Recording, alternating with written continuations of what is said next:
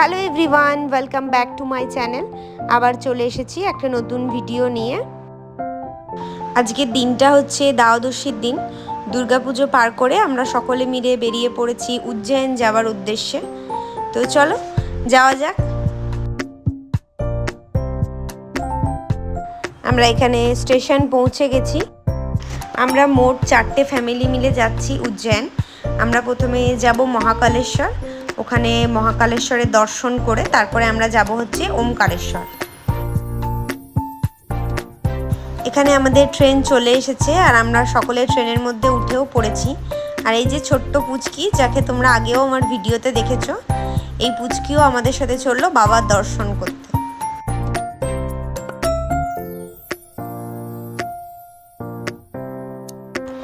বেশ সুন্দর সুন্দর ভিউ দেখতে দেখতে আমরা পৌঁছে যাই হচ্ছে উজ্জয়ন জাংশন।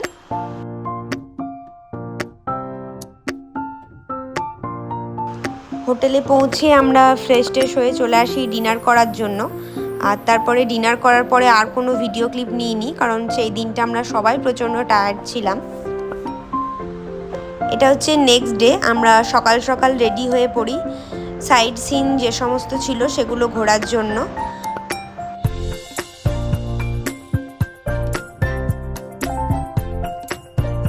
আমাদের হোটেলটা ছিল একেবারে মন্দিরের সামনে, কিন্তু এখন আমরা মন্দির যাচ্ছি না। প্রথমে আমরা যে সমস্ত সাইড সিনগুলো আছে সেগুলো আমরা আগে দেখে নেব। মন্দিরটা যাব আমরা বিকেলবেলায়।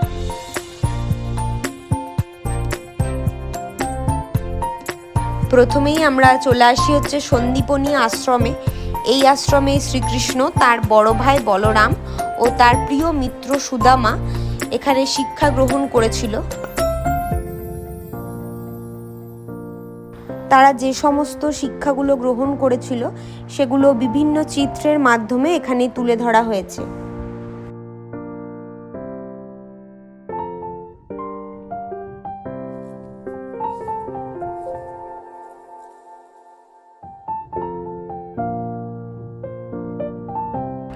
এখানে বেশ সুন্দর সুন্দর ফটো তোলার জায়গা ছিল, তাই এখানে সকলে মিলে একটু ফটো তুলছে। তারপরেই নেক্সট চলে আসি হচ্ছে আমরা মঙ্গলনাথের মন্দির।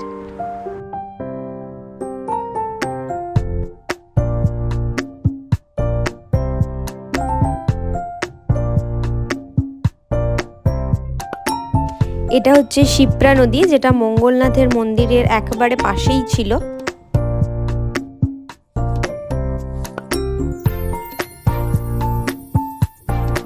তারপরেই আমরা নেক্সট চলে যাই হচ্ছে কাল ভৈরবের দর্শন করার জন্য। এই মন্দিরে আমরা শুনেছিলাম প্রচণ্ড ভিড় থাকে, কিন্তু সেদিনকে ভিড় ছিল না, তাই আমরা খুব ভালোভাবে দর্শন করতে পেরেছিলাম।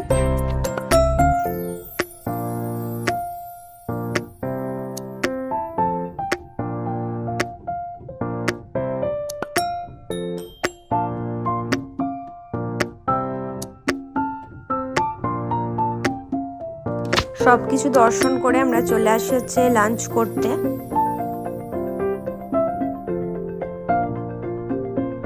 এখানে আমরা আবার বিকেলে রেডি হয়ে বেরিয়ে পড়ি মহাকালের মন্দিরের আশেপাশে যে সমস্ত মন্দিরগুলো ছিল সেগুলো দর্শন করার জন্যে।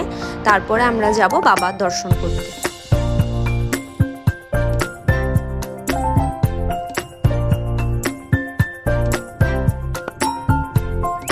সামনেই যে মন্দিরটা তোমরা দেখতে পাচ্ছ এটাই হচ্ছে মহাকালের মেন মন্দির। যেহেতু মন্দিরের ভেতরে ফোন অ্যালাউ নেই, তাই বাইরেই আমি যতটুকু পেরেছি চেষ্টা করেছি ক্লিপ নেবার। আর সামনে বড় করে স্ক্রিনও লাগানো ছিল, এখানে লাইভ টেলিকাস্ট হচ্ছিল মন্দিরের ভেতরে কি হচ্ছে না হচ্ছে, বাবাকে কেমন করে সাজানো হচ্ছে, সমস্ত কিছুই দেখানো হচ্ছিল স্ক্রিনে।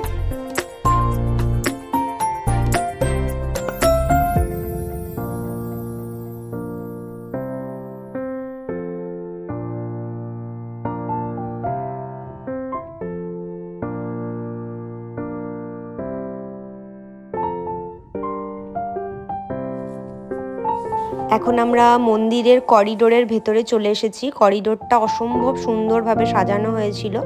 এখানে বিভিন্ন রকম মূর্তি দিয়ে চারিদিকটা বেশ সুন্দরভাবে ডেকোরেশন করা ছিল, কিন্তু এই অবধি আমাদেরকে ফোন অ্যালাউ করেছিল, তারপরে আমাদেরকে ফোন জমা দিয়ে ভেতরে ঢুকতে হয়। তো চলো করিডোরটা তোমাদেরকে নেক্সট ভিডিওতে ঘুরিয়ে দেখাবো। আর এই ভিডিওটা এই অবধি। ভালো লেগে থাকলে একটা লাইক করে দিও আর চ্যানেলটাকে সাবস্ক্রাইব করে দিও। Okay bye.